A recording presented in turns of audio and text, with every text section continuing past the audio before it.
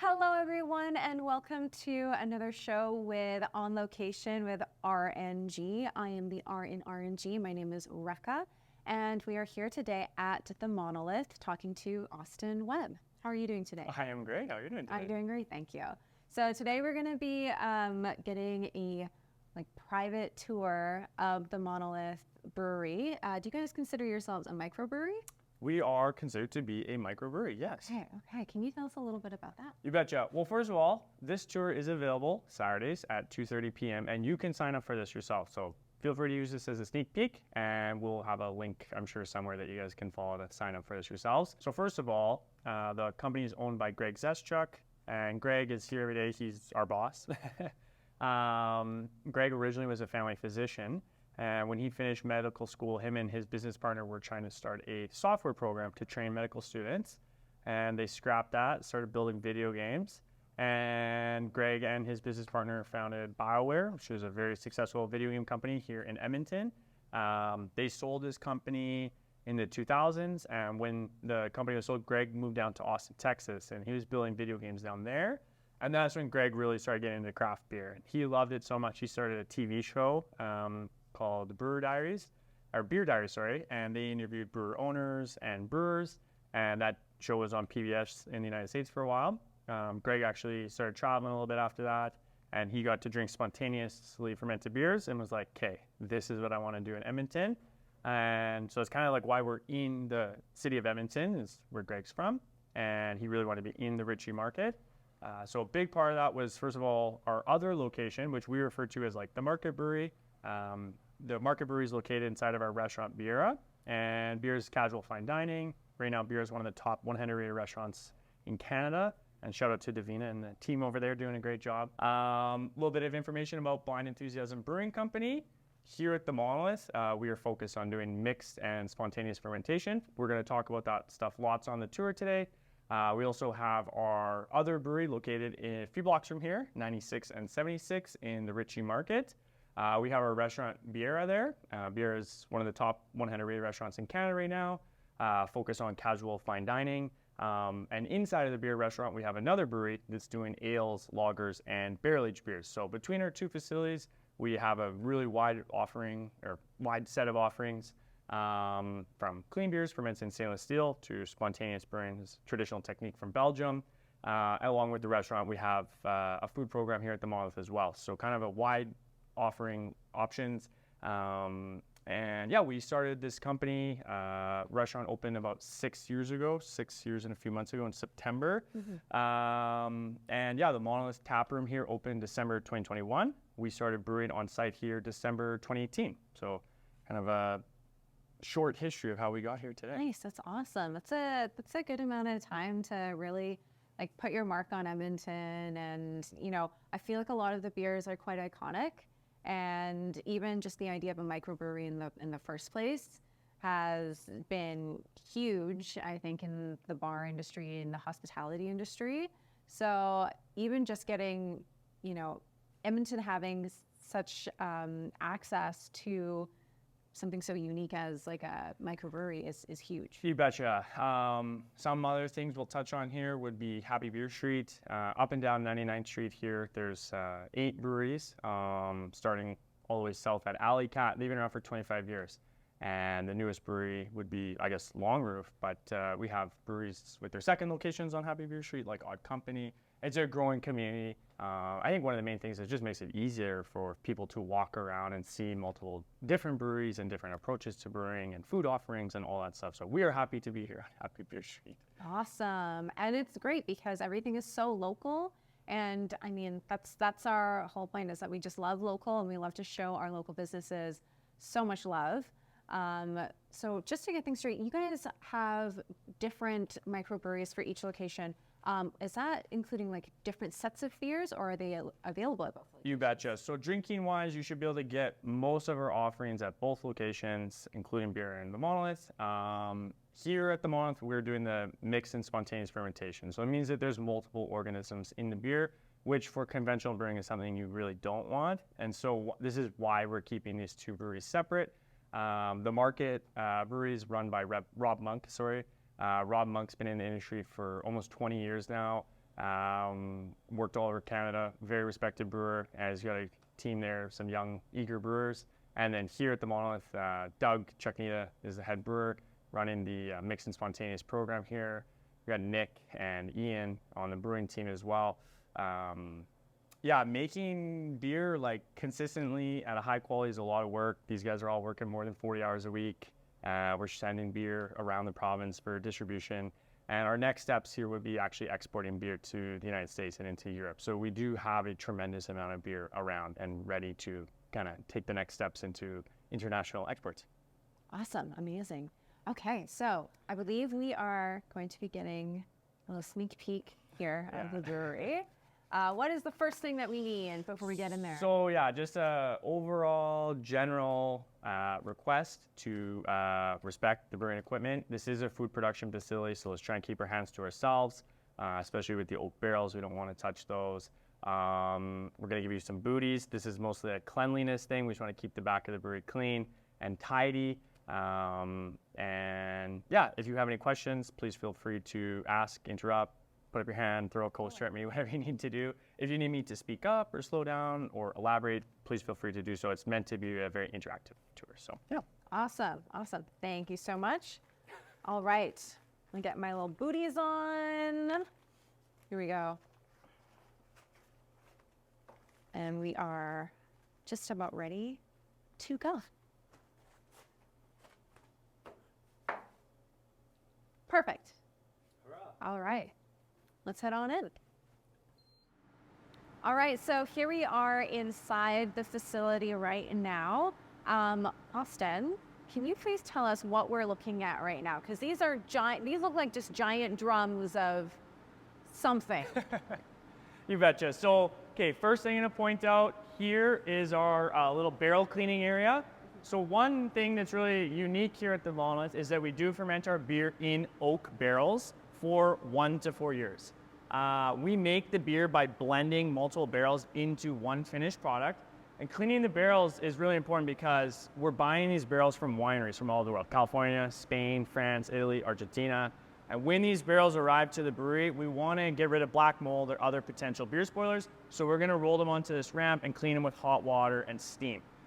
The first time that we use these barrels, we're going to get some strong and notable characteristics of the previous product. So most of the barrels here at the Monolith are French oak, so barrels made from oak from France. Most of the barrels are red wine barrels, and we also have some fortified wine barrels like Marsala and some grape-based spirit barrels. Our brewer's preference is to use the grape-based barrels as they have a light toast on the inside of the barrel, and typically spirit barrels have a very thick char, and we've decided to go with that light toast in the grape-based barrels, and which is really great. So when these barrels go to the wineries, they're very expensive. And there's also added value due to the residual characteristics of the previous product. So like I said there, you get some strong and notable characteristics of the first time we put our beer in those barrels from the previous product. The second time you use the barrel, you're going to get some light notes of that previous product. And then the third and onward usages, they're considered to be neutral barrels. So here, we can use these barrels potentially for several decades. We're going to go take a peek at the barrels right away here, but it's important to kind of contextualize this at the beginning is like the first and last step of every batch of beer is cleaning the barrels to make a safe environment to fill up again. Right now at the Monolith, we have about 400 barrels on site, and our average barrel size is 500 liters. So we're talking about 200,000 liters of beer in oak at all times. Yeah, it's a tremendous amount of beer. Wow. We're blending about 1/3 of that total volume per year. And yeah, it's taken a long time to get to that point. The early years of this facility were really just filling the barrels. One of our early milestones, or one of our goals, was to get to the point where we had 1, 2, 3, and 4-year-old barrels for blending purposes. Like I said in the intro, we started brewing here in July 2018. So in July 2022, we finally got to that point of the 1, 2, 3, and 4-year-old vintages, and we've been able to do a lot more blending since then. And by blending more, we have more beer releases coming out. I think we had 12 or so in 2023, and it looks like around 18 or so coming in 2024. So lots of beers coming out, and the early years was really just filling the barrels and letting them ferment and create that kind of complexity that we're looking for. By creating a clean environment in the barrels is really the starting point of all this. That kind of leads us into creating wort. So this is the brew house here. All this brewing equipment is reverse engineered from late 1800s Belgian brewing equipment. Our brewer, Doug, was lucky enough to be able to work in Belgium at a spontaneous production facility, and he learned a lot of these techniques and traditions and processes that are unique to spontaneous and mixed fermentation. Doug was able to reverse engineer this brewing equipment from the facility he worked at in Brussels, and they built and designed this over a 2.5-year period. This is our mash tun. This is the decoction vessel, and this is our boil kettle. Making the beer is, or the wort, sorry, the unfermented beer is a fairly straightforward process. In the mash tun here, we have our wheat and barley. 55% of the grain is European Pilsner malt, so this is barley from Belgium. 45% of the grain is unmalted wheat from Alberta here. We work with Red Shed. They're a local craft maltster from Penhold. So these two grains will rest in water that's at the 40 degrees Celsius temperature range for 15 minutes. After 15 minutes, we're gonna pump a liquid portion of that mash into this middle vessel here, the decoction vessel. We'll heat that liquid portion to just below boiling temperature to stop the enzyme conversion that's happening. And then when we bring that heated liquid into the mash tun, it's gonna raise the temperature of the mash into the 50s. We'll rest it for 50 minutes, do our back and forth. Now we're in the 60 Celsius range. Rest for 50 minutes, back and forth, and then in the 70s. What's happening here, at each temperature, there's a different enzyme conversion happening, and we're trying to create a complex wort structure with long chain, medium, and short chain sugars. Why is this important? Well, yeast eats sugars, which creates fermentation, the yeast eating sugars is the fermentation, and the byproduct of fermentation is ethanol and CO2. So that's the alcohol in the beer and the carbonation in the beer. So all this is actually like a fairly straightforward process. If you have a biochemistry understanding, you could write thousands of pages worth of research and all that. But to simplify, this is really what we do here. Something to consider with our facility, we make the same beer with the same ingredients and the same ratios of ingredients every single time. There's a couple exceptions, like 2 exceptions that I'm aware of. But every other time, it's this 55% European Pilsner malt, the 45% unmalted wheat, and this is for mixed or spontaneous fermentation. This turbid mash is a traditional technique from Belgium, and this is, again, something that's really important for doing spontaneous. We know it works well. The Belgians have been doing this for hundreds of years. We haven't changed much about the process. After we're done with our multiple rest temperatures, we're going to boil the wort for 3.5 hours. We are extracting antimicrobial properties from the hops, and we are also sterilizing the wort before we inoculate it with organisms. Now, if we're doing mixed fermentation, we are going to go to the inoculation tank here. In the inoculation tank, the wort, so the unfermented beer, will cool overnight, and then the next day we're going to add a unique blend of microorganisms.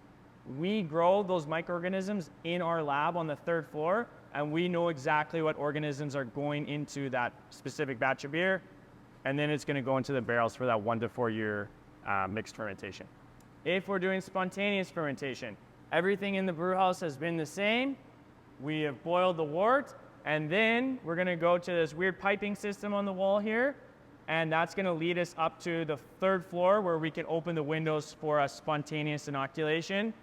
We're going to go up there. We're going to talk about spontaneous inoculation when we get up there, but that's leading us to the cool ship on the 3rd floor. And how long does it take you guys to grow these organisms to make this all happen? That's an interesting question, yeah. So we start in the lab with really just like a few microorganisms under a microscope. And then we start feeding them, they start eating, they start reproducing, and then you can go from 5 milliliters to 50 mils to 500 mils to 5 liters and keep going from there. So this could be like weeks potentially to have your unique blended microorganisms ready for one batch of beer. Wow. Yeah. Amazing. All right, so we are going to be checking out your next room here. What is your next room now? So we're going to go into a barrel room. The barrel room we're going into is temperature controlled. It is 15 degrees Celsius. We're looking for steady fermentation temperatures so the beer does not evaporate. It's also 70 to 80% relative humidity. We're trying to keep the outside of the barrels moist so they don't crack and dry. And if those barrels don't crack and dry, we can use these barrels for several decades.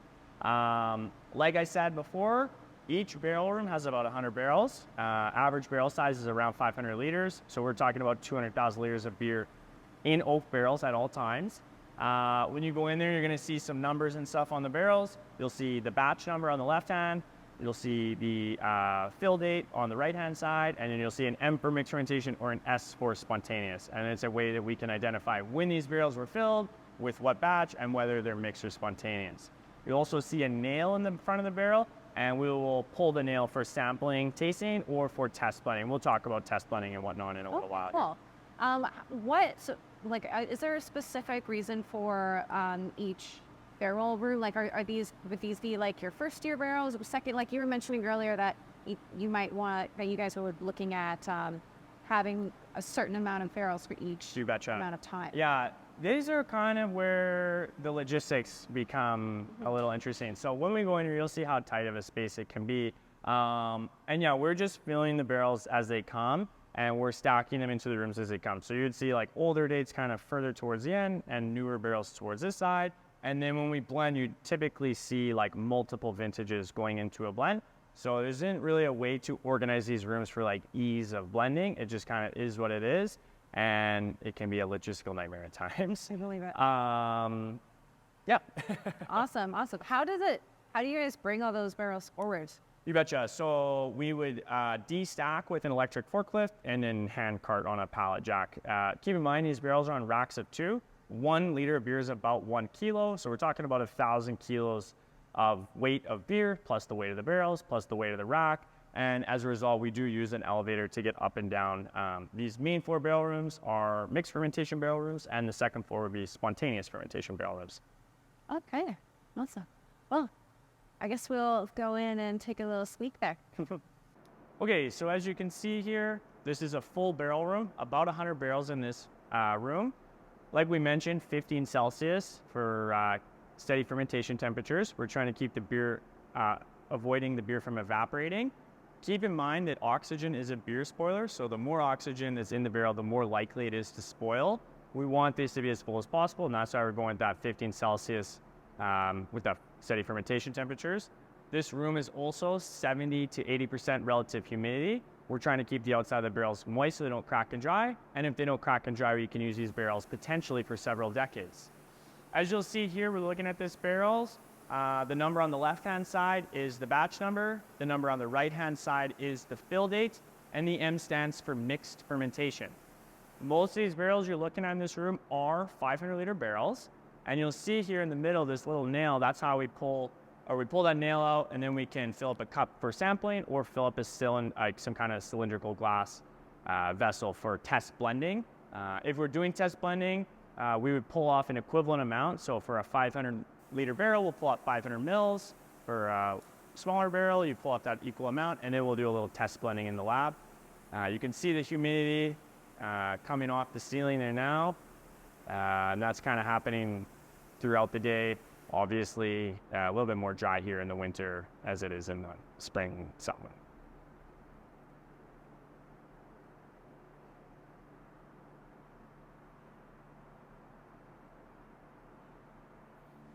All right, so here we are in one of the barrel rooms, and there is a lot going on in here. I have to say, these barrels, I mean, Kate, I know you said they were huge, but these are huge.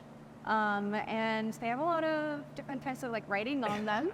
I think you had mentioned a little bit about that. So can you tell us a bit? You betcha. So here, this S stands for spontaneous fermentation. This is the batch number, so batch 144, and the fill date, so the 10th month of 2023. And you'll see different dates as you look down the facility. So some things we talked about, most of these barrels are French oak. Most of the barrels were red wine barrels previously, and there are some grape-based spirit barrels or the fortified wine barrels. All these barrel rooms, and this is full, like we can't, well, maybe there's a couple of spaces, but this is basically completely full. So about 100 barrels in here, and all these barrel rooms are the same size and all have about 100 barrels. They're all 15 Celsius, so it's a little chillier in here, sorry. But at 15 Celsius for steady fermentation temperatures, we're hoping that the beer doesn't evaporate. Just keep in mind that oxygen is a beer spoiler. So the more oxygen in the barrel, the more likely it is to spoil. We obviously don't want that. And then it's also humidity control here. You can feel it very humid, 70-80% relative humidity. We're trying to keep the outside of the barrels moist so they don't crack and dry. And if they don't crack and dry, we could use these barrels for several decades potentially. You can see a little bit of the red wine staining on here from the last facility. And just some subtle, like little, I don't know, each barrel is slightly different. So keep in mind, right? Some other things I can point out here. We'll go back to this barrel here. This is our nail for sampling. So this is a stainless steel nail. So if we're just tasting barrels, we'll spray with sanitizer, pull that out to taste.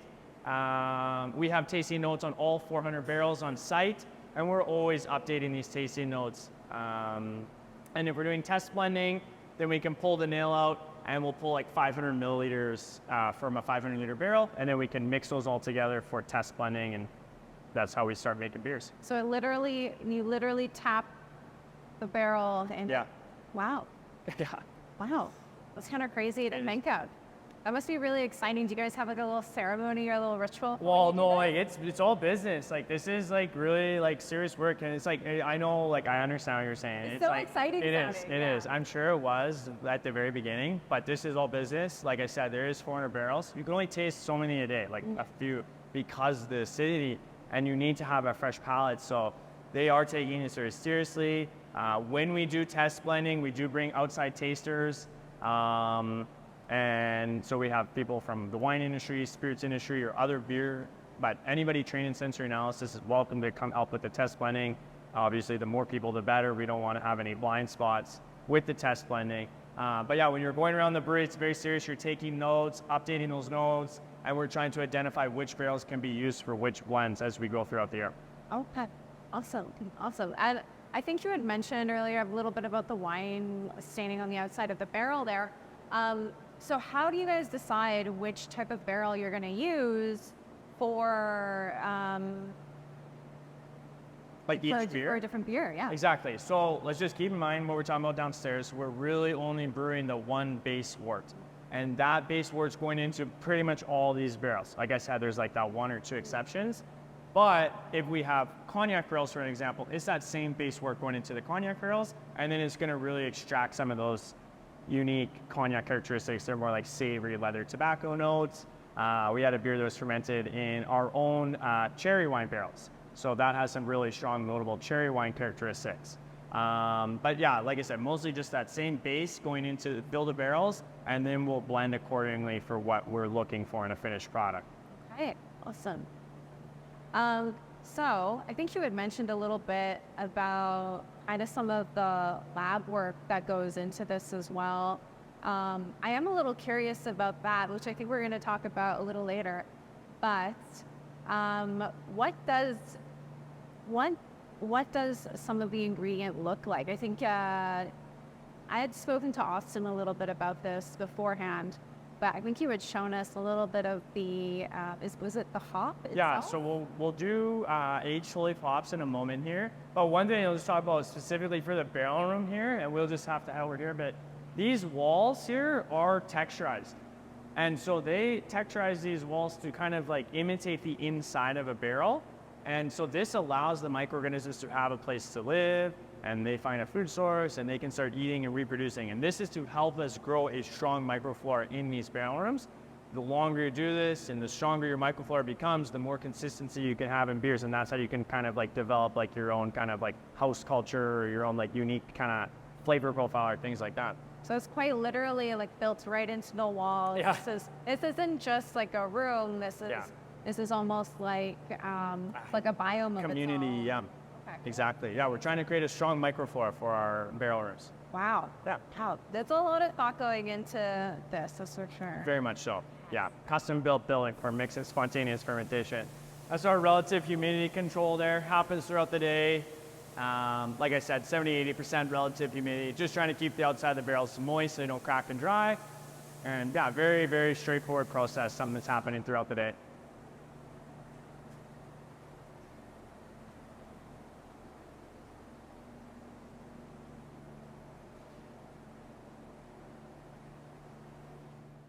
Okay, So here we are. One of my favorite things about food and drinks are definitely ingredients.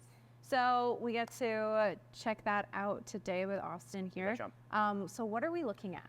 Yeah, okay, so these are bags of aged whole leaf hops. Aged whole leaf hops are whole cone hops that have been aging for a length of time. Traditionally, this is a traditional technique from Belgium, but currently most conventional breweries are using pelletized hops, and they're using the hops as fresh as possible. This, like I said, is a traditional technique from Belgium, and we know this is a great way to use these ingredients in these styles of beer. So we're not saying every other brewery should be doing this. This is what we do for mixed and spontaneous. We do not do this at the Market Brewery for the conventional brewing. So this is one hop cone. It's very small, and you'll see here there's this very, very, very fine yellow powder. You see barely any in one hop cone, but in that yellow powder are the bittering, flavoring, and aroma properties of the hops. And if you're drinking hoppy beers, you can understand how intense of a flavor and aroma they can provide to a beer. And like I said, most of these hop growing companies will extract that powder, that's lupulin powder, and make pelletized version of the hops. So there's none of the extra plant material, it's just the bittering, flavoring, and aroma properties, so it's a little bit better bang for your buck. Now, we don't want or really need these properties, the bittering, flavoring, and aroma properties from the hops. We want the antimicrobial properties. So as these hops age, the bittering, flavoring, and aroma properties are volatile compounds. They'll kind of blow off with time. And what we want from these are the antimicrobial properties, which helps the beer recover from its sick phase. So at a certain point when it's fermenting in oak, it will turn a little slimy and viscous. It's a very weird texture, and we need antimicrobial properties to help it recover.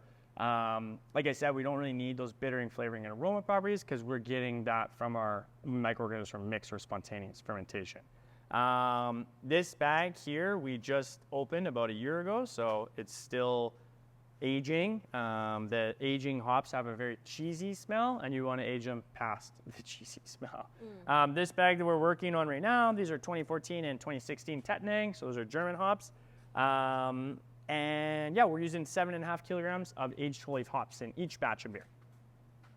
And do you guys kind of change up what kind of hops you use, or is this pretty much? Yeah, so that's going to be something more common in like the conventional stainless steel brewing because you can get specific aroma and flavor compounds from specific hop varieties, but as these volatilize, most of those properties are gone. So really any aged whole leaf hop will work well for us. We are working to we're aiming to be working with Canadian hop suppliers. We want to have 100% Canadian ingredients. And that's something we're working on now, and this is part of that process for sure. Because we love local and we want to keep it local. Of course. We'll kind of turn you guys around here a little bit.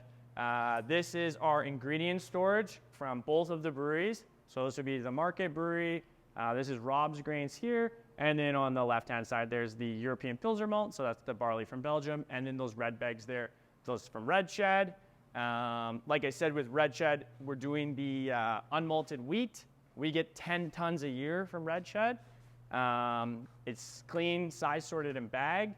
Like I said, Red Shed's based out of Penhold. They're a local craft maltster, 5th generation family farmers, and now 2nd generation maltsters. Great folks, and yeah, we work directly with them. They're fantastic. And we're working with them to get a Canadian barley variety that's more similar to the European Pilsner malt that we're using. We're going to go into the mill room here now. So before we go in there, let's just look up to the ceiling here. So if we're doing a brew day, we would forklift our bags of grain onto the ceiling there. And then we would pour the bags of grain into our mill here. It's gravity fed into the mill. It's going to be augured into this holding vessel here. And then this holding vessel is located directly above the mash tun. So when we were downstairs talking about mashing and we're talking about starting at that 40 Celsius range, we get that water in there, set it to that perfect temperature, pull a chute, and it's gravity fed right into the mash tun. So it's a really easy way to start your brew day. This room is enclosed, so it keeps the grain dust only in this room. Some things to consider about grain dust: it is highly explosive. So this is the 3-panel explosion-proof walls, and we have a full air exchange system in here. Obviously, grain dust is horrible for your lungs. And so anything we can do to keep the brewers a little bit safer. But also, like I said, it does keep the grain dust in here, and it saved us a lot of labor hours cleaning the rest of the brewery and things like that. So, yeah, mill room, like I said, Bueller Mill. There we go. We'll go to right there. Okay, so here we are at Cool Ship. The Cool Ship room. The Cool Ship room, and I see we have some giant, like, shutters going on in here with some screens. Can you tell us a little bit about that, Austin? You betcha. So let's imagine we're on the main floor. We've just brewed our wort, and like we pointed out downstairs, there's that weird piping system on the wall. Mm-hmm. This is the end of that piping system. So we've just boiled the wort, and we're going to pump it all up here into the Cool Ship. So it's just below boiling temperature, and so 2,600 liters will fill this Cool Ship. We have a software program that controls this room. So there's the temperature probe here, and then there's temperature and humidity probes throughout the room that are sending some data to the software program. We tell that software program that we want this wort, so the unfermented beer, to be cooled to 15 Celsius by 10 a.m. the next day. So then the software program can turn on these exhaust feelings in the ceiling here, which will suck out the hot air and steam. The software program can also open and close the louvers in the windows here, allowing more or less cool air in. As that cool air is entering, it's cooling the wort, but there's also native organisms from the local environment which will spontaneously inoculate this wort. So these are naturally occurring organisms that are in this neighborhood. If we were to pick up the Monolith and move it to Saskatoon, there's going to be a different set of microorganisms there. So these are these local organisms from this local environment. Now, we've talked a lot about, mixed and spontaneous throughout the tour, but this spontaneous brewing comes specifically from Brussels. Like I said, Doug was lucky enough to be able to work at a spontaneous production facility in Brussels and learn these skills and techniques. Starting off in the brew house with the ingredients that we've talked about and the different rest temperatures, this is all traditional techniques from Belgium. We know that the ideal temperatures for this cooling and spontaneous inoculation is around 0 degrees Celsius at nighttime. So we do this only when it's in the, ideally 0 Celsius at nighttime. And it's going to be in the spring after the snow melts and in the fall before the snow comes to spend the winter. Warmer temperatures lead to more intense microorganism activity, but we're going to take advantage of these shoulder seasons because we've got the overnight temperatures of 0 Celsius. Some things to keep in mind here, like I said, we're going to fill the Cool Ship with 2,600 liters. 300 liters will evaporate overnight. So once this cooling and inoculations happened overnight, then we're going to pump it down to the main floor, fill the barrels on the main floor, and then we'll elevator them up to the spontaneous barrel rooms on the second floor. The Belgians, when they do their Cool Ship, their Cool Ships are traditionally copper, and they're usually square or rectangular shaped. So we know that stainless steel has a longer lifespan than copper, so that's why we went with it. And also, when they were designing the square and rectangular shaped Cool Ships, we had some thermal engineers doing 3D imaging, and they noticed there was hot spots in the corner of the square rectangular shape, so they pitched us on the circular shape. Our ethos that's right on the ball is we're using historical techniques that have been updated with modern technology and scientific method. So for us, if the Cool Ship works better around, we're going to go with that. We did crane this in and build the ceiling afterwards. Oh, wow. A unique part of the build out. And yeah, we're doing, a lot of people will say, how many batches do you do a week, a month, a year? And it all depends on how many barrels need to be filled. And the amount of barrels that need to be filled depends on how much blending you do. And how much blending you do depends on how many barrels are ready to be blended. So there's no set number of weekly, daily, monthly, or annual brews. It's just as much as you need to get the barrels back. And then trying to take advantage of that perfect temperature. There, yeah. Exactly. Okay. Interesting. So is there a difference in I guess, would it alter the flavor profiles between stainless steel and the copper? Potentially, yeah. I don't know enough about that, but yeah, potentially it's something that's, like I said, a potential change. Some things, I think we kind of talked about this in the lab, but we're taking samples of the spontaneously fermented beer and sending it to the U of A for DNA sequencing. and they've identified up to 60 organisms. They're finding different organisms from barrel to barrel, season to season, batch to batch. So there is like a huge variability with spontaneous brewing. And again, it's just great for us. It can lead to lots of different depths and complexities and layers and unique notes. Yeah, and something I guess with the Belgians as well is like they don't have the exhaust fans from what I saw. They don't have the louvers. They just kind of open it up. There's birds, insects. Like it's very different there. Maybe a little bit like less, I don't know, controlled environment. But we added the screens to keep the birds and insects out here. It does kind of catch like the poplar fluff and stuff like that. It'd be actually quite a bit smaller cool ship than the ones we saw in Belgium as well. But yeah, they have kind of their whole winter is kind of their brewing season, whereas we're just on the shoulder seasons. Okay. Amazing. That's super cool. Just imagining like what it would look like to do that. Guys can come back. It's really like, well, you can see the line that it fills to, and it's really glassy on top. Like it's like very reflective, and it has like a tomato soup smell kind of. It's very strange. Oh, interesting. So strange. It doesn't taste like beer at all. It's super sweet. It's full of sugars at that point. It's kind of like a sugar water, but yeah, it's interesting. And it's very steamy in here too. It's like hot. Oh, I believe it. Yeah. I believe it. So does it stay hot that entire time? So it's cooling all throughout, continuously cooling. And then as it cools, those organisms can inoculate as well. So if it's too hot, it would kill organisms. Yeah. So it's kind of like a symbiotic relationship of cooling and inoculating. Very interesting. Oh my gosh. So this would have been, this is part of the process of that spontaneous manifesto then, right? Exactly. That we will be trying out later. Exactly. So spontaneous manifesto is our first fully spontaneously fermented beer, and it's a blend of 1, 2, and 3-year-old barrels. So we did a batch, put it into oak. Another year later, did another batch, put in oak. Another year later, did another batch, put in oak. And then those all became blended. And it's, again, spontaneous manifesto trying to create a snapshot in time of where the spontaneous program is from the year of the blend, which was 2022. And so blended in 2021 to be released in 2022. So it was barreled from 18, 19, and 20, all in that blend there. So, yeah. Oh, very interesting. Very cool. Yeah, I can only imagine how interesting that would be to be up here. Can you even be up here while that's happening? Really? Betcha. We'll come back. That doesn't like do anything weird to the beer? Okay, cool. Very cool. I guess you guys will have to be, you'll have to look forward to the springtime when they start opening the windows, even just to see from the outside. Can you see? Yeah, you can. It's pretty steamy yet. Cool. Very cool. Do you have any requests from people who are coming nearby not to drive around or? Yeah, I mean, it's a pretty common question. People are like, oh, is this dangerous? And I'm always like, well, I hope not. We're breathing in that air right now. You know, obviously car emissions and things like that is something I had thought about when I started working here. I asked the brewers, have you guys noticed any pollutants? They said no. They mentioned they do gas chromatography to identify pollutants. Hadn't found any.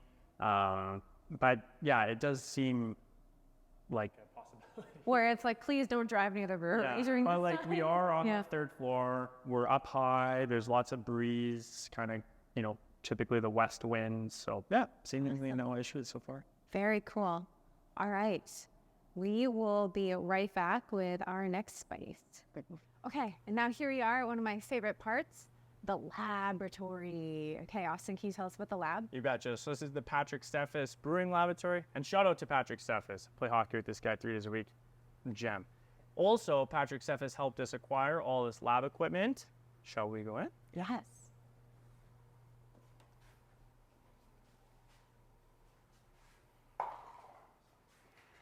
All right, so yeah, this is a pretty robust lab for a small brewery like ourselves. Now, lots of breweries have labs and some don't. There's no real obligation to do so. If you are wanting to improve the quality of your finished product, the lab is a really important part of that. Most labs are looking for contamination in their beer, which our beer is fully contaminated. So we have gone through this process a little bit differently in our lab here. We are still trying to improve the quality of our finished products, and we do on export, and same with like the conventional breweries with labs.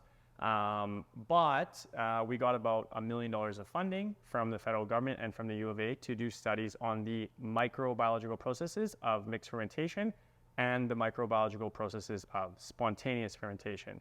So in spontaneous fermentation, there's not 100% clarity of exactly what's happening.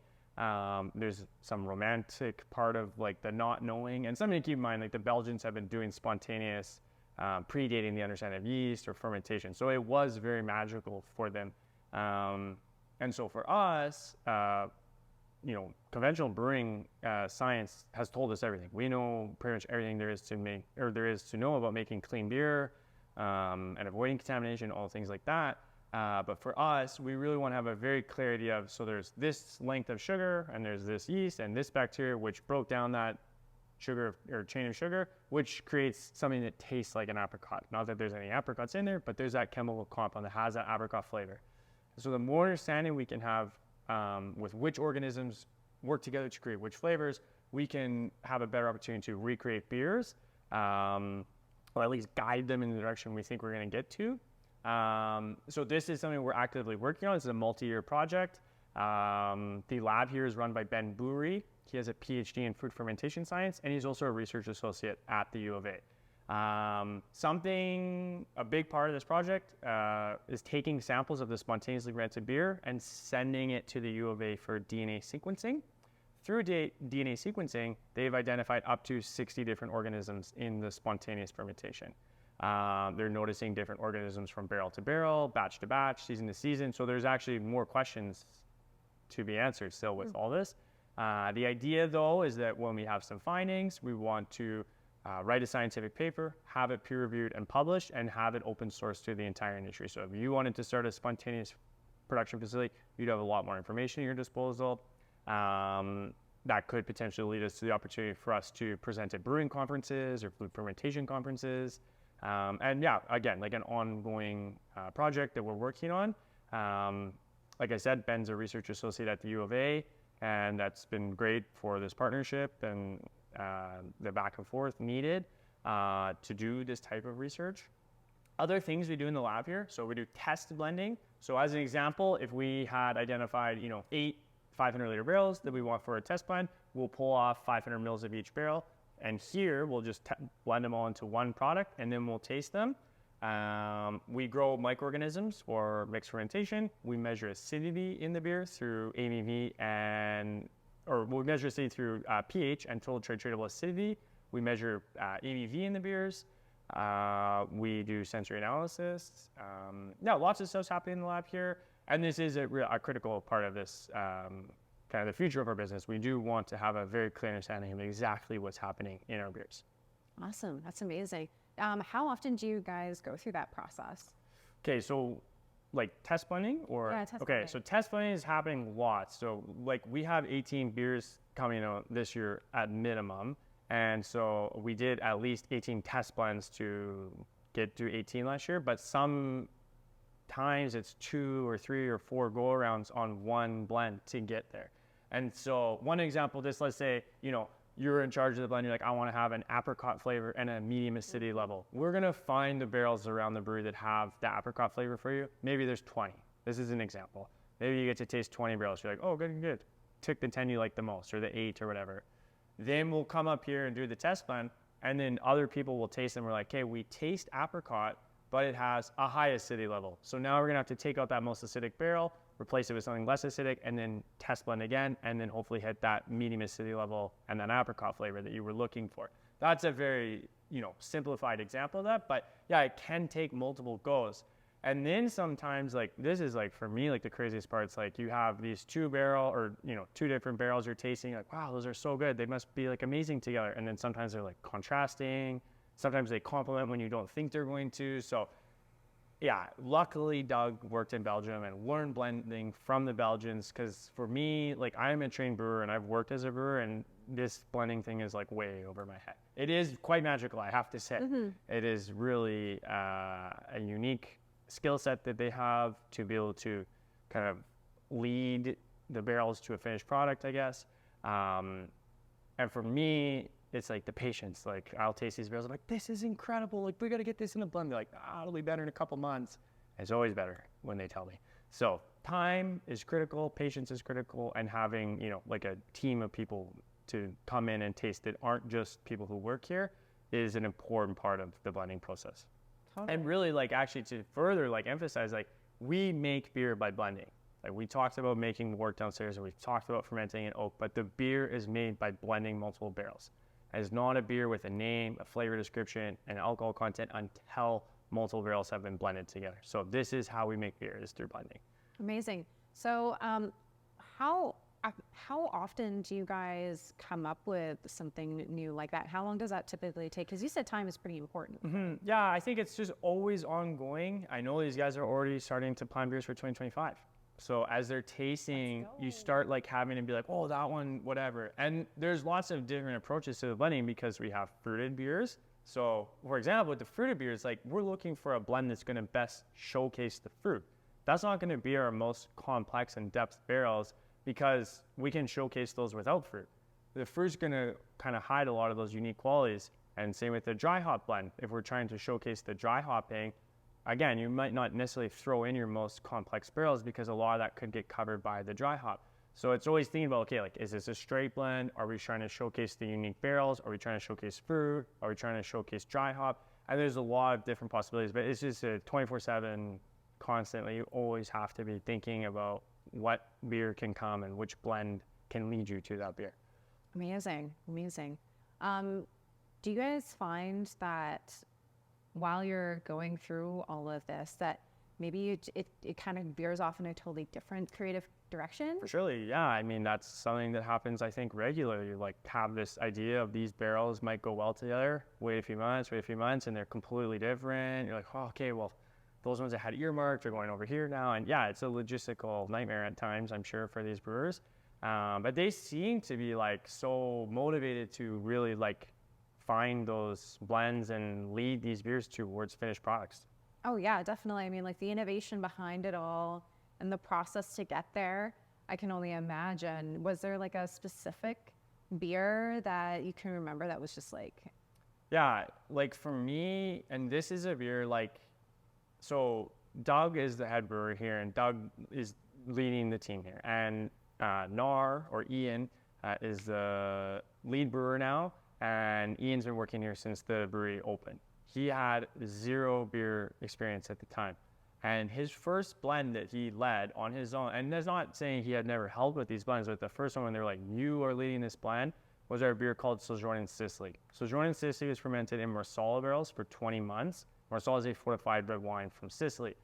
And so we were doing test blending up here, and we're like, oh, this is so crazy. It's so savory. It has these really strong nutty characteristics like maple, pecan, walnut. It's an absolutely beautiful product. We took this beer to Belgium, gave it to brewers in Belgium. They were really impressed by it, asking us which Marsala producers that came from. A lot of enthusiasm with the beer from our customers. It's the fastest selling beer we had released in 2023. A lot of excitement around this product. And all that's a great story, but we were in here really struggling with the name. We're like, okay, we got something Sicilian or Italian. Like, we really just none of us speak Italian. And so we had one of our tasters in here again, and he suggested the word sojourn. And we're like, oh, what's a sojourn? He's like, it's actually an Italian word for an extended stay or a vacation. And we're like, boom, that's money. We love it. Everybody agreed it was a great name, and it was just a one spitballing suggestion here, and now we have this product, Sojourn in Sicily, which is 2 cases are left. It's going to be sold out in the probably next, by the time you watch this video, the beer's gone. I'm sorry. But yeah, it's just like we had a lead brewer with his first blend who led us. We had a guest come in to taste, confirm the product was high quality, and came up with a really fun and unique name, which suits the beer, which suits the label. And all this stuff is being thought about at all times. Like the marketing and branding is important, just as important as having high quality beer. Oh yeah, especially. I mean, I get really excited thinking about all the different kind of like testing you guys probably go through, and I'm honestly just like, how do you not like love it every single time? We do. You know, it must be just like so exciting, and to get to go through that and have that eureka moment of like, we finally got it right. Or found what you were looking for, right? So yeah, this is just such an interesting space to have for a brewery to have a laboratory in the first place, and to kind of, I don't know, I guess lead that way in the science of it all. You betcha. As well. Yeah. Awesome. All right, so shall we check out the trip. rest of the areas? Here we go.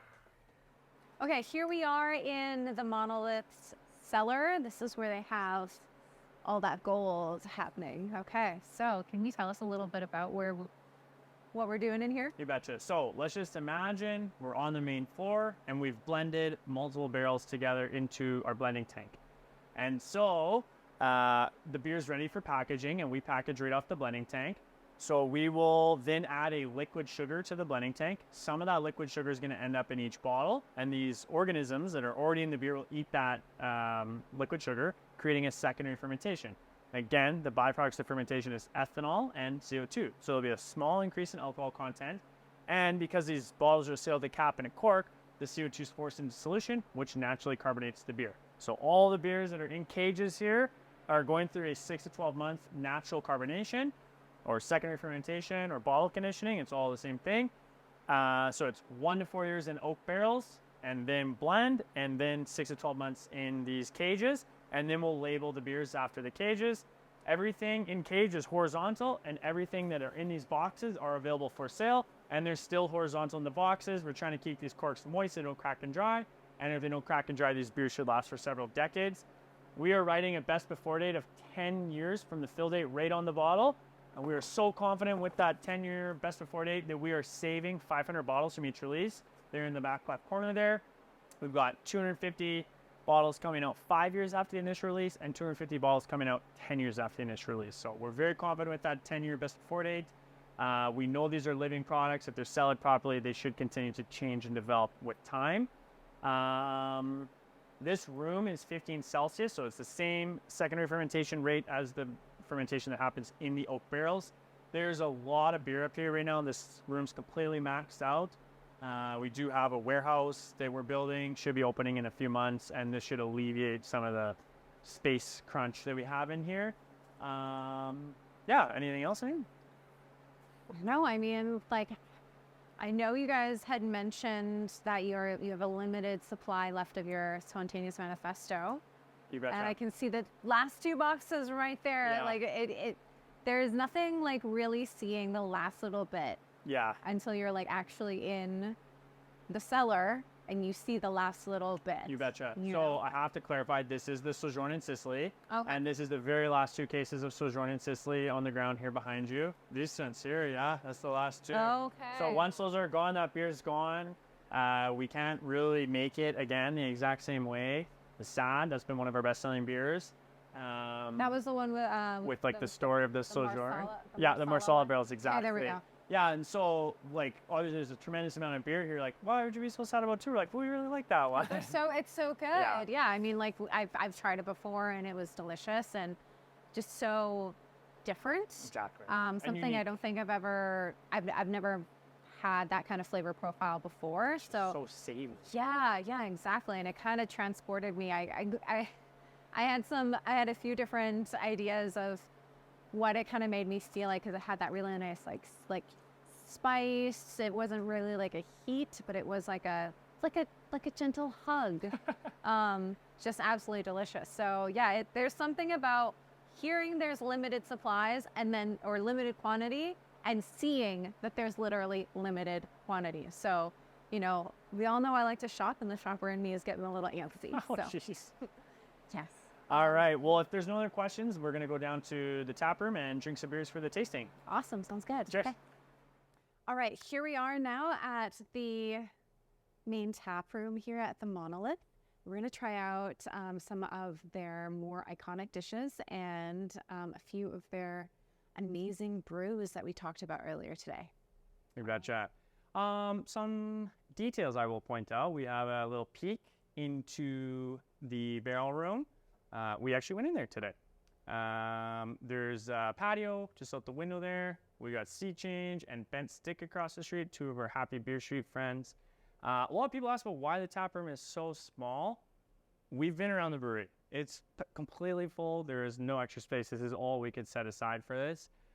We got 10 seats at the bar here. There's 7 seats at the window that you guys just saw. And then in the back corner there, we've got room for about 8 or 10 or so at the standing table.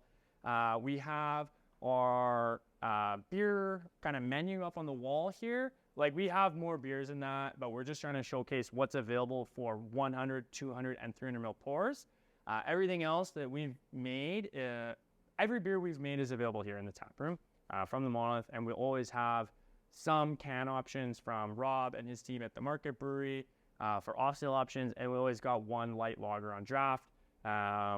Crisp, clean, dry finish. Everybody's looking for a light lager.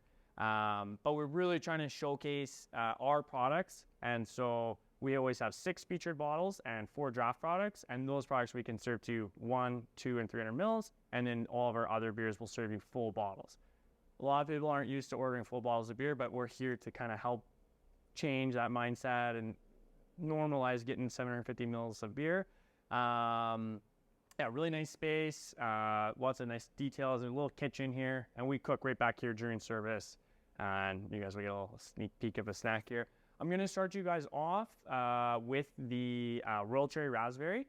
This beer has 850 kilograms of, or sorry, was it 720 kilos, I believe, of cherries and raspberries from the Okanagan. We work exclusively with Stephen Dan's Fresh BC fruit. If you've been to any local farmers markets, I'm sure you've seen them around. This beer is bright red in color, got some big, bold cherry raspberry flavors. It's got some vanilla and then a little bit of cardamom and like a light baking spice kind of thing there. But yeah, I'll grab you a little 100 ml pour here. Beautiful. So yeah, we always want to rinse our glassware. And then first we pour beer. And we're going to go right to our 100 ml line there. And then we'll always top off with foam. So about 80% of the headspace is foam, and we have a really beautiful beer.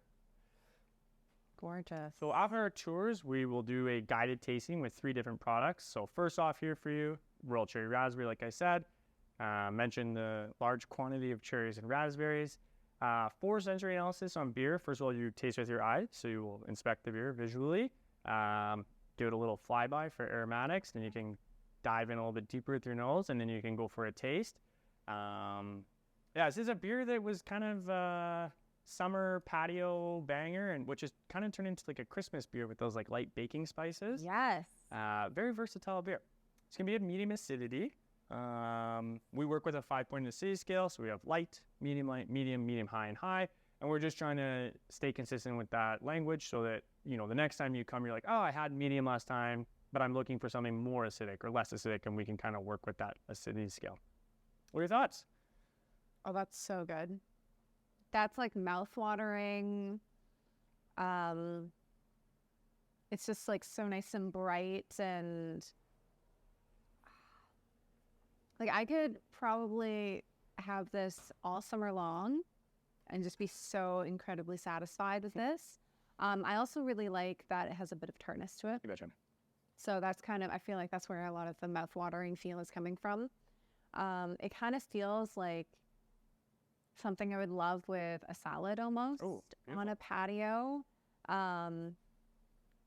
Just something really fresh, you know, and it just has that wonderful quality to it that kind of transports you to a moment in time. I think the first time I've tried this beer was this past summer, because that was the first time you guys had this out. We launched this July 1st, so that was like our Canada Day. I knew I was gonna love this beer as soon as I heard cherries and raspberries, but specifically cherries. I was like, I need to try this. I need to see what this is all about. And I had a great summer sipping this on the patio and just loving life. So the fact that you guys have this out for the wintertime as well is amazing, because yeah, you're right, that spice really does bring it into the wintertime. So it is such a versatile beer, and it's delicious. So how was this one made again? Was this fermentation? Yeah, so it's mixed fermentation, and so on top of just like the mixed fermentation fermented in stainless or in the oak barrels, we have a quick turn mixed fermentation program, and so it's 4 to 6 months in stainless steel. The original of our quick turns was called the Mimic, and so these beers are sort of like mimicking that oak barrel fermentation. Not saying that they're not have depth and complexity, they just not have that same depth and complexity as something fermented in oak. Obviously, it's a much faster time. Our quick turns are usually a little bit lower ABV, And then after that was fully fermented in stainless, then we went into one of our fruiting tanks and we added the 720 kilos of the cherries and raspberries for a full secondary fermentation. Keep in mind, fruit is full of sugar. That's what we need for fermentation. And these fruits are covered in microorganisms. So most breweries, like the conventional breweries, don't want to use whole and fresh fruit because it's a potential contaminant in their beers. Our beers are full of microorganisms from mixer spontaneous, so we're able and lucky to be able to use whole fruits. And it's, as you said, a really intense flavor that it brings out. We have many more quick turn beers coming out and many more fruited beers coming out. So in February here, you'll see a quince beer, which has already won awards, and a Riesling grape beer. And all the fruit we use in this brewery all comes from Steve and Dan. So it's a relationship we're continuing to build with those folks. I believe they're coming out to the beer launch. We can hear a little bit more about the fruit and stuff from those guys, which is really exciting. And yeah, like this fruit, it's handpicked at their farms. It's shipped overnight in refrigerated vehicles, and then we hand process the fruit when it arrives at the brewery.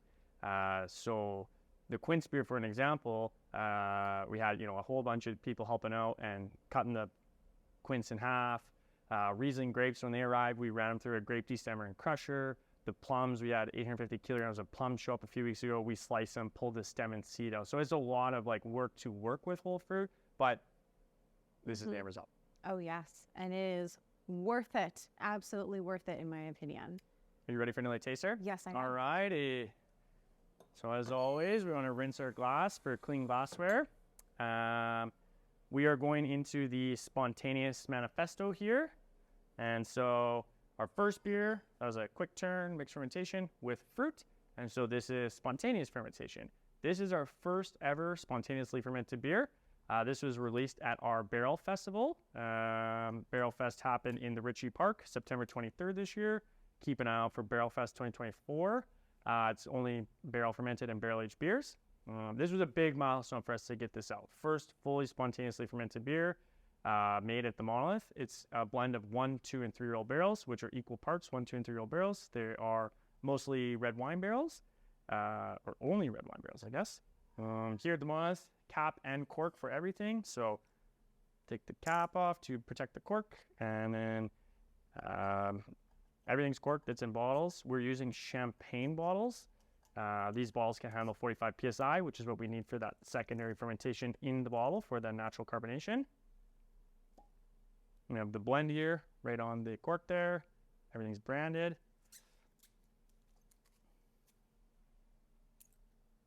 And yeah, we serve these beers on an angle to keep the sediment down to the bottom. We're looking for the clearest possible pours when we serve the beer in the tap room. And these cradles were designed by Doug, our head brewer here.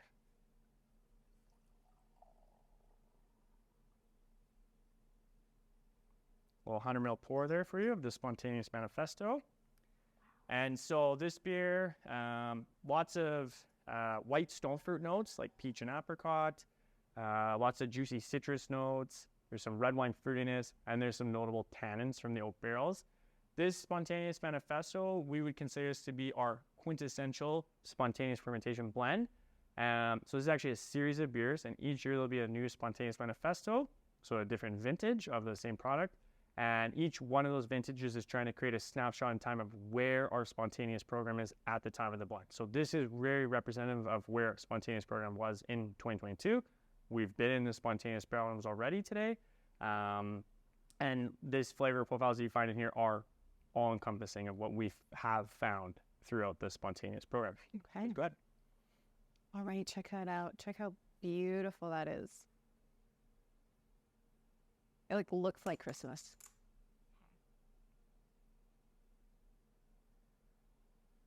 Yeah, that I definitely smell a lot of like reminiscent of a white wine. And some of those notes from the barrel room too, right? Yeah, because when we were in there, it had that really nice floral, but bright smell, really white flower almost.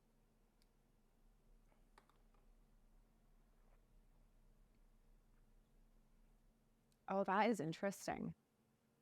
I really like that. That's so interesting. That's really, I find that this one's really like easy to drink, and it's not necessarily as mouthwatering as what's this one called? The again? Royal Cherry Raspberry. Yeah, but this one I find just really light, but still has so much complexity to the flavor. But really, I like that the tannins aren't super strong, and I kind of prefer. Kind of like the light. Yeah, it's really Tingle. light, and it's there, but It's just adding to the depth and complexity. And that's Exactly. with all these notes. So none of the flavor profiles are like too big and bold. The acidity isn't too intense. The tannins aren't too intense. And everything kind of comes together to have lots of different layers. And that's really the point of these beers, is to bring you as much depth and complexity as we can. And like I said, like the Royal Cherry Raspberry's got some stronger, more unique flavor profiles, but it doesn't have those same layers, same depth as we find in that Spontaneous Manifesto there. They're both super dry. They have similar acidity levels, but they are perceived very differently. And so the drinking experiences are very different from two similar bases of beers. awesome. That is, I'm just gonna try this one more time. Please do.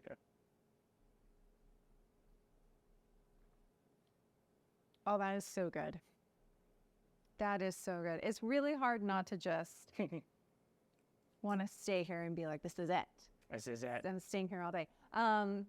But we got to be responsible, right? So yeah, that is wonderful. And this was the one I think you were saying was a little bit more limited right now, right? So Spontaneous Manifesto, yeah, this is just the first iteration. And as we kind of keep like going out into our the next vintage and stuff, you'll have like kind of bigger batches and more ability to do the distribution with all these beers. But this is something we'll have every year. May or may not be able to see up on top of the shelf there, but that's every bottle we have available right now. Spontaneous Manifesto is the only fully spontaneous beer. And we have more coming in the new year. It's fruited spontaneous, dry house spontaneous, mixed and spontaneous blended together, coming in at varying price points. But yeah, we're just going to be able to offer a wider selection of products and then some bigger batches on kind of these more like core or like continuing offerings. Did you want to do another taster? Maybe, yeah. Let's do Okay. one more, something a little different. You betcha. So on these tours, this is exactly what we do. We do the tour. We come and do a quick tasting. It's supposed to be a very small amount of beer. It's 300 mils, so it's less than 1 can of beer. The idea is that you can still walk home, bike home, drive home. We don't want anybody to feel obligated to finish these. We'll always bring you the 100 mil port, so you get like the full drinking experience and the full aromatic experience. But if you don't want to finish those, please don't feel obligated. And yeah, that's kind of like the idea with the tours. You can come and feel comfortable to head home safely after. And if you want to grab a snack or whatever, we got stuff like that too. Awesome. Yeah, I can see a little bit of the snack that they've got prepared there, and I am so ready, so incredibly ready. I think you guys had some new things on the menu Got as a well, couple but things. Okay, so last taster is the Fruchtbombe. And the Fruchtbombe is from our dry hop series. So dry hopping is adding pelletized hops post-fermentation. This is going to add aromatics. Fruchtbombe means fruit bomb in English. That is German. And this beer was dry hopped with 2 German hops, Huel melon and Mandarin of Bavaria. So lots of honeydew melon characteristics from the Huel melon. Lots of sort of like Mandarin citrus notes from the Mandarin of Bavaria. These are 2 South German hops, and they add a really, really, really strong aromatic profile to this beer. It's quite notable, and something I'll show you here with the label here. Each of the dry hop beers is a different section of the mural from the back of our building, painted by Mr. Sens, part of a mural festival that happened here in Edmonton. And we can take a peek at that at some point here, and you can try and find the section of the mural. It's a fun game. We've seen people back there with bottles. So yeah, we've had something fruited, we've had something spontaneous, and now dry hop. perfect. Cheers, my friend. Cheers. Check that out.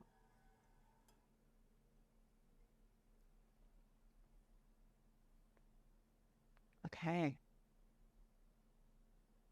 A little bit of that like kind of resin from the dry hop at the end, but on top of that, like really strong, like floral Yeah. tropical vibe. Very tropical. I'm almost kind of like feeling like almost pineapple, For sure. kind of that, like not necessarily the acidity of a pineapple, but you know, at that point where it's It's like nice and ripe. I betcha. Like a little overripe. Yeah. So it's got that nice sweetness to it, but it still has like just enough acidity in there to remind you it's a pineapple. Yeah. I betcha. Similar acidity to the last two beers. Again, perceived a little bit differently. I find my mouth salivates quite a bit more with this, but it's got that like super juicy, rounded mouthfeel that, you know, we like. Again, lots of depth and complexity. I don't think it's going to be as complex as the Spontaneous Manifesto, but it's really meant to showcase the dry hop. I think it does a great job of that. Yeah, definitely. I mean, like I'm kind of trying to like order these differently because these two still have that amazing like not really. The word I'm looking for is kind of like mouth watering. And then they have kind of different complexities. I find that this one has a little bit of a stronger complexity in my opinion, whereas this one, I know that I'm having something that is very softer. Very cherry, very fruit forward for sure. And it is so good. But yeah, it's interesting. I feel like this one really brings you to like springtime. Definitely like that introduction from the like all the like spring flowers almost, and then brings you into that nice like August heat right here. Oh, so good, so good. And how do you guys like pair these? Yeah, so when we offer you these beers like in the brewery, just like any other brewery, you can come in, order, you know, a larger glass size, you can order the taster size, and we'll kind of start trying to do a little bit of back and forth and trying to understand like what your goal is for the day. Our goal here is to provide exceptional beer service, and so we have a lot of information for our guests if they so choose. And if they're just like, I want a light lager, please leave me alone, we can do that as well. But it does take quite a bit of time to explain these and things like that. So the way we design the food menu is that they're kind of like all the food items are kind of meant to pair with all the beers. They're just sort of like generally go well with them. We can offer more like specific food pairing options or suggestions, I guess. But this is already like a lot of information for a lot of people, so we don't want to like keep overwhelming them. The food menu, more like snack stuff, and it's been great. We work with Bira, and like I said, Bira is one of the top 100 rated restaurants in Canada. They have a really strong team there. Davina, head chef, is great to work with, and our food folks here at the Monolith work with them, and we have some of the same options, some different food items. But yeah, generally all these food dishes will go with all these beers.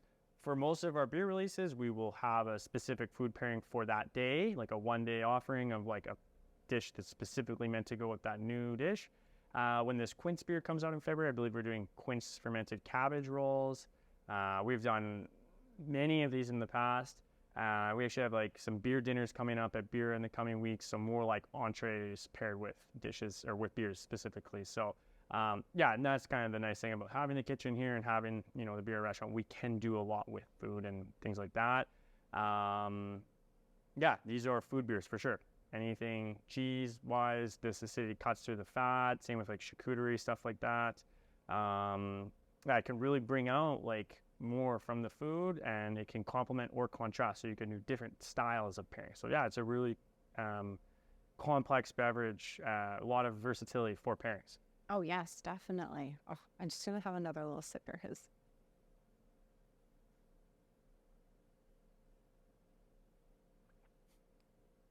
That's so good. That's so good. I can see why your guys' tap room is so full, especially in the summertime. Appreciate that.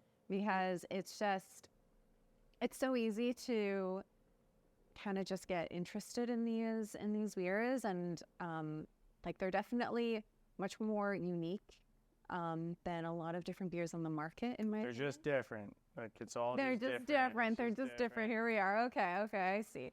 All right, so. I guess we got to show people the wonderful food that you guys have here. For sure. Yes. All right. So we've just had a few of the amazing brews here at the Monolith.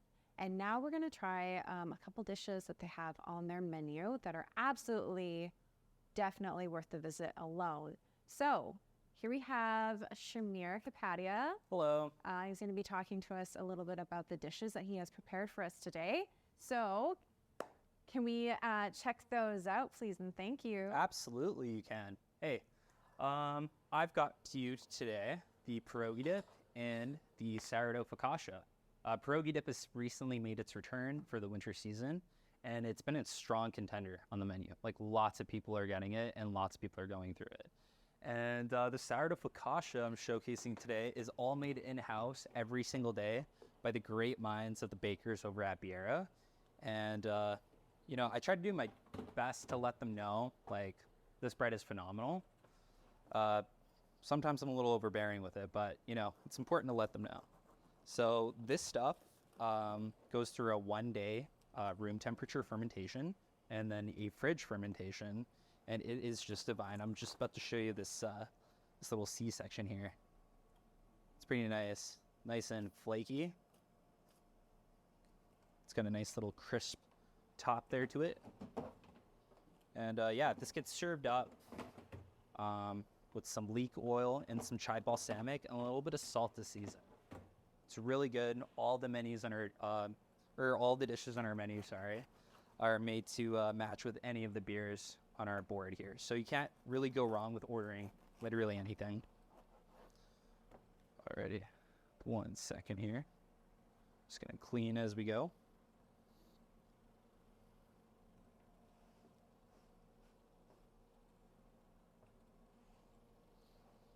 Yeah, I've been working at the Monolith taproom for about 1.5 years now. Initially, I did want to be a server at Biera, but it's kind of evolved into doing a little bit of everything. I help with a little bit of bottling, packaging sometimes in the brewery side of things, and got a little bit of credit into the beers too. The Fruitful Pursuits Plum 2022, which is also our collaboration with Stephen Dan's Fruit. I helped out with slicing for a little bit. That took a lengthy amount of time. And yeah, drinking that is like part of the fruits of my labor here, I guess. Yeah. What's your favorite thing? My favorite thing, like beer-wise or food-wise? What's your favorite beer? Honestly, I gotta say well, it's kind of all of our favorite beer. It's the Sojourn in Sicily, the Marsala. It just sticks out a lot from all the other beers. Very savory notes in there, walnut and pecan. And yeah, Gabby, I'm up a pierogi dip, so I'll make you a vegetarian one here in a second. I got you, bro. There you go. Just a little drizzle of leek oil on there. Top it off a little bit. We're gonna add some Malden sea salt. Adds a nice little texture to it. Not too much.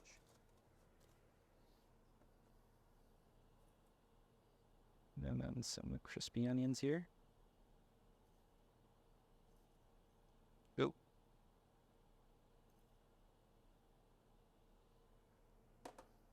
We've got some bakun.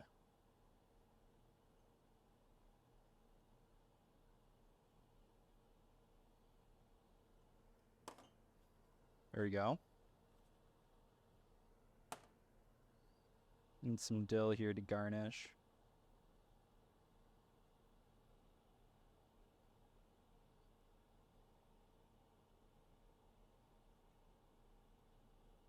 Alrighty. There you go. The plate is burning hot. So you just got to be a brave chef and pick it up with your hands for like 2 seconds. And then there you go. Here you are. Beautiful. We usually serve it with some pistolet buns, but I'll serve it up with some sourdough focaccia just cause feeling like it. Their focaccia is absolutely wonderful, I have to say. It's probably one of my favorites in this entire place. So if I could choose for any kind of bread to be happening right now, it would be the focaccia with this pierogi dip. Wow. Okay, Yeah, get into it. that smells absolutely phenomenal. I would say dip some bread into the pierogi dip. Yeah, It's a good move. it quite literally smells like a deconstructed pierogi on the most amazing winter day in front of a fireplace. It smells fresh. It smells like a little herby, which is perfect. And oh, absolutely wonderful. And then let's see some of this. Do you see that? Bakers everywhere. Do you see this? Yeah. Yeah, so a lot of credit is due to the chefs over at Biera, Davina Mareko. She is the current executive chef at Biera, and she comes here and helps out with a quality check of our food items and our menu, and is just very supportive of, you know, keeping our food program here consistent and really good. So, yeah. All right, let's get this first little, Let's get this bread. let's get this going. Yeah. Here we go. Beautiful. Oh, do you see the steam coming off of that? With a little bit of that. Is that dill? Fresh dill? Is that fresh That dill? is dill. That is fresh dill. Yeah. All right. Let's go.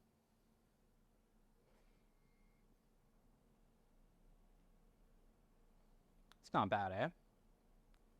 All right, let me get into this. Let me try this out. I want to get into that top crust It's there. so good. Okay.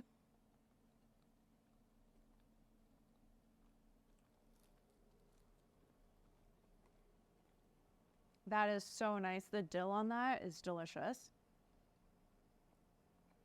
Wow. Where do you guys get this? Get your ingredients quite fresh and local as well, right? That's correct. Yeah. Oh, that is so good. So locally sourced. It's a little pricey, but I mean, you know, It's worth it. it's worth it. It's definitely worth it. You can definitely taste how fresh the herbs are. Yeah. So I believe what's in the pierogi dip is we got smoked onion oil. We got some sour cream fromage blanc in there as well. And, you know, the usual suspects that you'll find in a pierogi. Onion, garlic. Can't go wrong with it. We got a vegetarian option available as well without the bacon. So just about anyone can enjoy this. Except vegan people, sorry. But yeah. That is so good, though. This is vegan. This is very much vegan.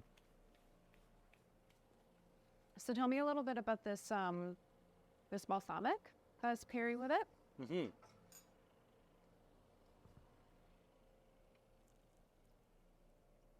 This is leek oil and like a balsamic that's like had like a bunch of like chives in there. Giving it that flavor. Look at that. A little bit of salt in that sauce too to season. It's good stuff. How did you guys come up with the leek oil? With the leek oil, Yeah. I believe that was the chef before Davina came up with that, Christine Sanford, and she just kind of figured it would pair well with the bread and the beer. It was a good move by her part. So then would the focaccia and the leek oil be one of your kind of like original iconic menu? I would say so, yeah. Like if people think about food when they come to the tap room, it's usually the bread that comes to mind. Mm-hmm. Yeah. That is absolutely phenomenal, and I honestly can't stop because it is so good. Wow, thank you so much, Shamir, for giving us a little insight on some of your amazing food items here. No worries, guys. I gotta say, this is absolutely delicious, and I can't wait to enjoy the rest of this off camera because that's who I am. So I think maybe we'll chat a little bit with Austin again. Just say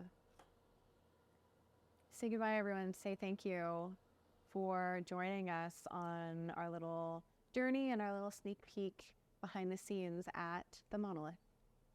See ya. Thank you guys so much for joining us on our show On Location with RNG. Today we were here at the Monolith with Austin Webb. Can you let us know about any special events and just anything else that people should know about coming to the tap room here? You betcha. So we are open Thursday through Sunday here in the tap room. Our beer restaurant's open Tuesday to Sunday. And we also have the beer market inside of the Ritchie Market. They're doing off sales. Tap room, always going to have the feature bottles, always have some draft options if you want to do like the smaller tasters, if you want to come in for full bottles, food. Like I said, Thursday till Sunday. Keep an eye on us on social media, Blind Enthusiasm, website, blindenthusiasm.ca. All the new beers are on there, menus from both locations. You can book reservations at Bureau through there.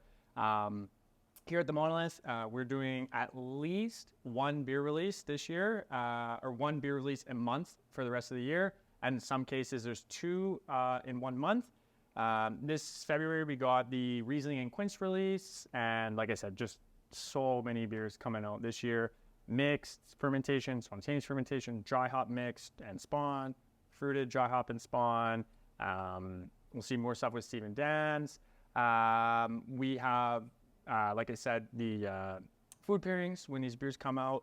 We've got our Barrel Festival coming up in September, so only barrel aged and barrel fermented beers. That's going to be in the Ritchie Market, or in the Ritchie Park, in September.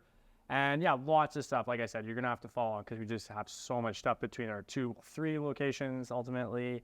But yeah, we just want to say thank you to you guys for coming out. If this is a tour that feels like something you guys want to do, it is $15. You get a 45-minute tour, 45-minute guided tasting, come hang out, try a little bit of beer. That allows you to get a little bit of a discount on merch and off sales, things like that. Yeah, we appreciate the support we've had here. And again, we have to shout out Happy Beer Street. A lot of our biggest events throughout the years are Happy Beer Street events. So it's kind of all the Happy Beer Street breweries kind of compiling a list of events for the day. And these are traditionally on the holiday, or the day after a holiday. So if it was like August long weekend and the holiday is the Monday, we'll usually do it on this Sunday, for an example. So we got a bunch of these coming up for the year. And we love working with our friends on Happy Beer Street to make sure that these events are really well attended and that there's unique offerings. And we just confirmed we got Pitt County Barbecue coming out May long and September long. We love working with Peter. He's coming out to do some barbecue on the front lawn. And I'm sure we'll do some more yoga on the lawn stuff with Yoga Within, and some more, try and build some more friendships and relationships in the community. Amazing. I love that. I love the idea of doing some yoga on the lawn, maybe even stop for a bit, have a little sip of something too while we're at it. Is there anywhere that people can follow you guys on social media as well? You betcha. So Instagram, Facebook, Twitter, we are Blind Enthusiasm. And then Twitter, I think it's Blind Enthusiasm Beer. Like I said, website's blindenthusiasm.ca. Not on TikTok, but maybe we'll get one going. I don't know what other platforms are out there right now. One of these days, you know, I've been holding off on the TikTok, but every single time I hear it, I get a little bit more tempted. So you never know, right? Thank you guys so much for joining us. If you ever feel like it, just come on out here. Austin is pretty much always here, and you can always bug Shawir about, you know, what the best like food pairing would be with whatever it is you're drinking that day. You betcha. So please come on out here and give us a little like and a follow on @OnLocationRG on YouTube and Instagram. Thank you guys. Bye. Thank you.